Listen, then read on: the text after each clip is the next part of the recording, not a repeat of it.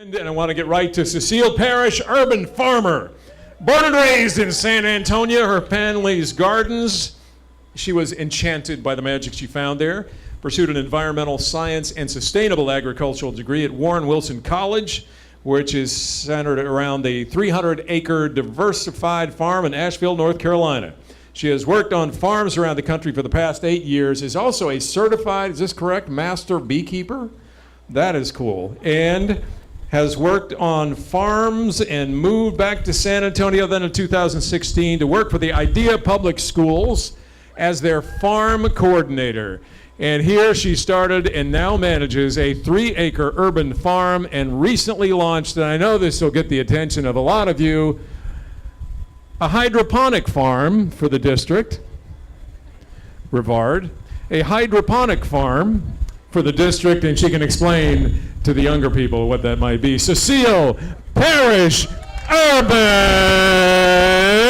farmer. Do I take that or do You can use that. Either way. So there's this funny phenomenon that happens where I feel really uncomfortable calling myself a farmer, mostly because I have an immense amount of help. So, I'm gonna get right to it. Thank you for the last 2 presenters. Y'all were incredible. Robert, thank you for making me feel a little bit better about being an introvert up here. Yeah, okay. I'll admit it, I'm an optimist. I believe in things like miracles, magic, and the innate good in people. I think this is an important quality when you're trying to grow food in an unjust food system and a changing climate. Add navigating state funding to growing that food, and being an optimist comes really in handy. This evening, I want to focus on our West Side Urban Farm, where despite challenges you'll hear about, I'm astounded by the magic that's made there. Hopefully, I don't need to tell y'all that San Antonio leads the nation in income disparity. Our farm is connected with the Idea Monterey Park campus, which is in the heart of 78237, to the west of downtown, where 45 to 60% of children are living below the poverty line. Access to healthy, wholesome foods in this part of town is frustratingly limited. As mentioned, I'm the farm coordinator for Idea Public Schools. We have 2 farms in San Antonio that grow for our cafeterias and create an educational space for students. On our West Side farm this year, we grew over 4,000 pounds of produce that went into the Idea cafeterias in the surrounding communities. We also certified 102 students as junior master gardeners and had hundreds more engaged with the space. It's a cliche for me to say this hasn't been easy. In August 2016, I was shown the future farm site, a trash and Bermuda grass-filled city lot.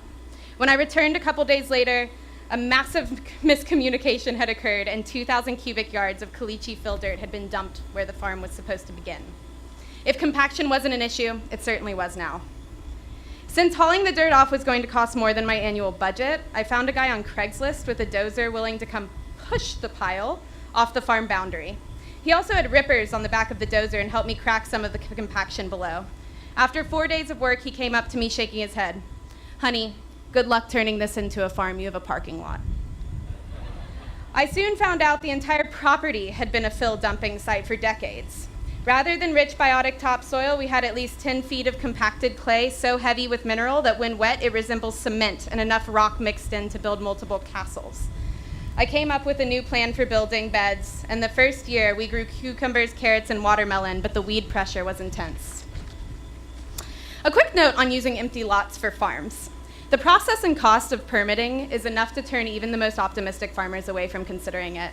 Replatting the property, approval for permanent structures, and installing a permanent water meter have all been months to years long processes with exorbitant price tags. Even today, we're still using or getting all of our water from a fire hydrant on the corner of the property. In January 2017, our 2-wheel tractor was stolen and most of our equipment. That meant that everything had to be built by hand. Partnering with Workout Help Out, we were able to get over 70 people to come help us build these first 9 fresh beds for the fall of 2017. The bed building process for our soil type goes like this. We use a tractor or a broad fork in lieu and loosen up the caliche clay as much as possible while removing rock and Bermuda rhizomes by hand.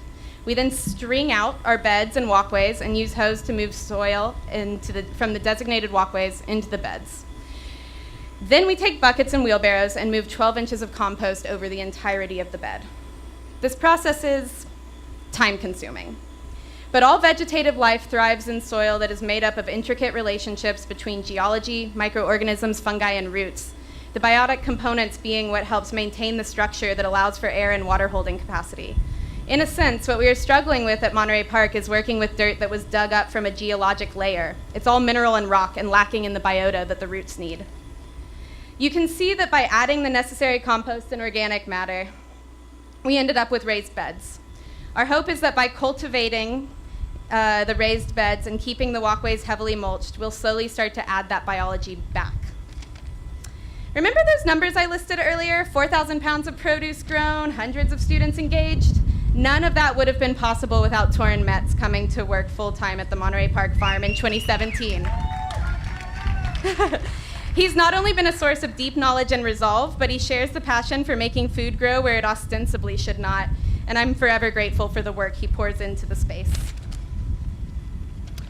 Just as important on our farm as growing organic produce is creating an educational space for our students and the surrounding community, a place where people can engage all 5 senses and learn in a kinesthetic environment not as easily come by in the world of public education and standardized tests. We have teachers bring classes out to deep dive into lessons, and we also conduct our own elective classes for middle and high school. Fostering an enriching learning environment is really at the heart of the farm program. In a school system that is academically rigorous, it's so important that the students are fed nutritious and good-tasting food. But feeding students is not just successfully accomplished through meals alone. The opportunity to form how you see the world is something precious. Learning to pick out plants and animals by name, to notice the dandelions from the thistle, strengthens the understanding of where we fit into it all. For so long, the Western world has separated human experience from the landscape, like a movie scene against an elaborate backdrop. Anything outside of our storyline is just background. Helping students fill in this blind spot has been profound, shifting their sense of self, sense of wonder, and innate desire to learn. Working with middle and high school students most closely, getting to know them and their struggles, I think the ability to include the landscape is particularly vital. They're challenged at home, they're challenged at school, they're challenged socially, and they're challenged by a politically volatile world.